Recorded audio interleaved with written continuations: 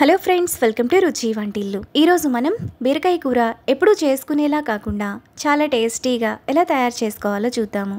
ఈ కర్రీ మనకు రైస్ చపాతీలోకి చాలా బాగుంటుంది, చేసుకోవటం కూడా చాలా ఈజీ. సో లేట్ చేయకుండా వీడియోలోకి వెళ్ళిపోదాం.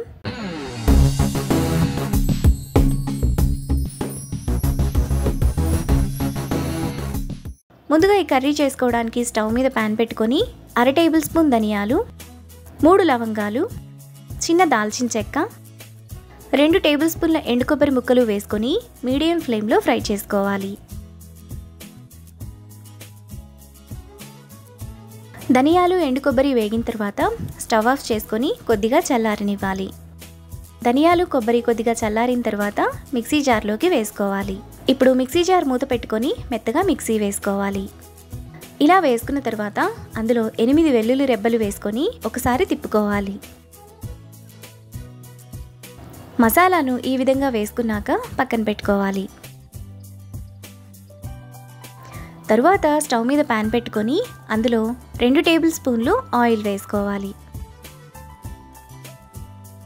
ఆయిల్ వేడైన తర్వాత 1 టీ స్పూన్ ఆవాలు జీలకర్ర వేసుకొని ఫ్రై చేసుకోవాలి. ఆవాలు జీలకర్ర వేగిన తర్వాత సన్నగా తరిగిన 1 ఉల్లిపాయ, 2 పచ్చిమిరపకాయలు, 1 రెమ్మ కరివేపాకు వేసుకొని ఫ్రై చేసుకోవాలి.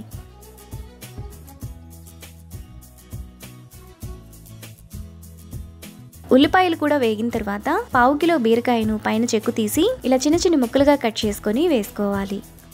ఇప్పుడు టేస్ట్కి తగినంత ఉప్పు వేసుకొని 1 నిమిషం పాటు మీడియం ఫ్లేమ్లో ఫ్రై చేసుకోవాలి.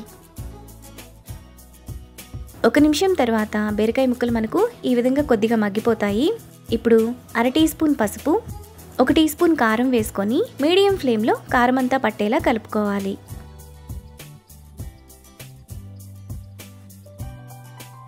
ఇలా కలుపుకున్న తర్వాత చిన్న చిన్న ముక్కలుగా కట్ చేసుకున్న మీడియం సైజ్ టమాటా 1 వేసుకొని టమాటా మెత్తగా అయ్యేంత వరకు కలుపుకోవాలి.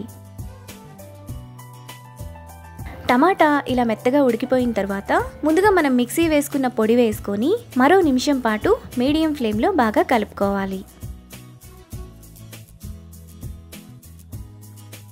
మసాలా అంతా బీరకాయకు బాగా పట్టి మనకి కర్రీ ఈ విధంగా రెడీ అయిపోతుంది. ఇప్పుడు లాస్ట్లో కొద్దిగా కొత్తిమీర తరుగు వేసుకొని కలుపుకోవాలి. మనకు చాలా టేస్టీగా బీరకాయ కూర రెడీ అయిపోయింది. ఇప్పుడు ఈ కర్రీని బౌల్లోకి తీసుకొని రైస్ చపాతీతో సర్వ్ చేసుకుంటే ఎంతో టేస్టీగా ఉండే బీరకాయ కూర రెడీ. ఈ రెసిపీని మీరు కూడా ట్రై చేసి మీకు టేస్ట్ ఎలా కుదిరిందో నాకు కామెంట్స్లో షేర్ చేయండి. ఈ వీడియో కనుక మీకు నచ్చినట్లయితే లైక్ చేసి, షేర్ చేసి, సబ్స్క్రైబ్ చేయండి.